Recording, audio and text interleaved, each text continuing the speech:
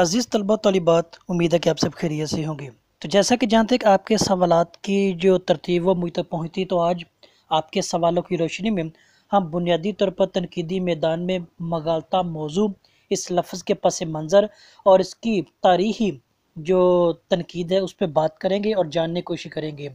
اگر بنیادی طور پر لفظ مطالعہ کا یا مغالطہ اس کا مطالعہ کرنے کی کوشش کریں تو ہمارے پاس اس کا جو لغوی مطلب وہ دھوکہ اور غلط فہمی کے اعتبار سے تفصیلی طور پر ملتا ہے۔ بنیادی طور پر اس کا ہم اپنے ذہنی طور پر ذاتی اعتبار سے یا تاریخی اعتبار سے مغالطہ اس حوالے سے جانتے ہیں، جو کہ ہمارے ادبی تدریسی ماحول کا ایک حصہ بھی ہے اور اس کو ہم نے اپنی روزمرہ زندگی میں جانا اور پہچانا بھی ہے۔ اب سادہ سی مثال اس کو لیں تو ایک مثال اور ایک تجزیاتی مطالعہ جو کلاس روم میں ٹیچر اور شاگردوں کے مابین ہوتا ہے، ہم اس مثال کے ذریعے ہم مغالطہ کا پس منظر اس کو جاننے کو شروع کریں کہ آخر یہ کیا ہے۔ یعنی شاگردوں کا سوال استاد سے ہوتا ہے کہ مغالطہ کیا ہے۔ استاد ان کو جواب دیتا ہے کہ دو مرد میرے پاس آئے، ایک صاف ستھرا اور دوسرا گندا تھا۔ میں نے دونوں کو مشورہ دیا کہ وہ غسل کر کے پاک صاف ہو جائیں۔ اب آپ بتائیں کہ ان دونوں میں سے کون غسل کرے گا؟ تو شاگردوں نے بیک وقت جواب دیا کہ گندا مرد۔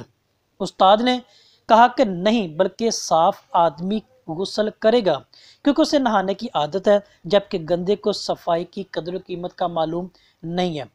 اب یہ پہلا ایک مغالطے کی جو تحقیقی طور پر تنقیدی اور مثال وہ ہمارے سامنے آ گئی ہے۔ اب استاد کہتا ہے کہ اب بتاؤ کون نہائے گا یا غسل کرے گا؟ بچوں نے فوراً ایک ہی وقت میں جواب دیا، صاف آدمی۔ استاد نے پھر فوراً بات کاٹتے ہوئے کہا، نہیں، بلکہ گندا آدمی نہائے گا کیونکہ اسے صفائی کی شدید ضرورت ہے۔ تو اب یہ دیکھیں ایک دوسرا یہاں پہ مغالطہ قائم ہو گیا۔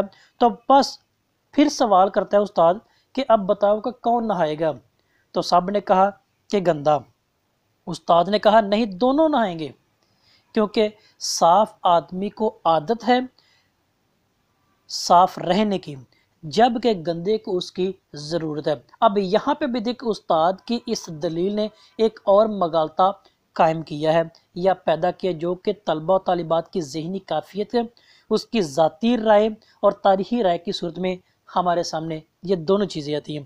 اب مزید دیکھیں استاد پھر اسے سوال کرتا ہے اس کے فوراً بعد کہ اب بتاؤ کون نہائے گا؟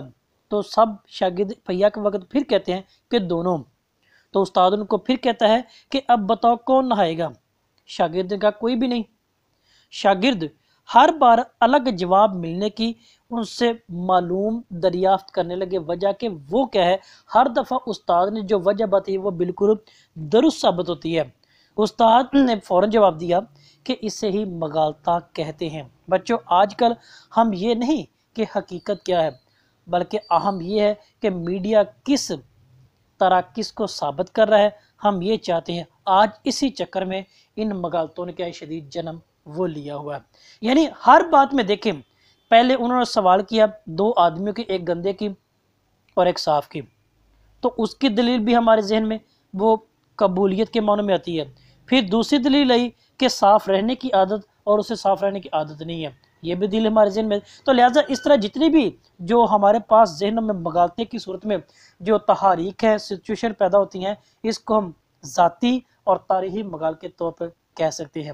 یہ تھا بنیادی آج کا ہمارا موضوع۔ کوئی سوال آپ کو سوال کیجیے گا، اس کو لائک اور شیئر بھی ضرور کیجیے گا۔ آپ کا بہت شکریہ۔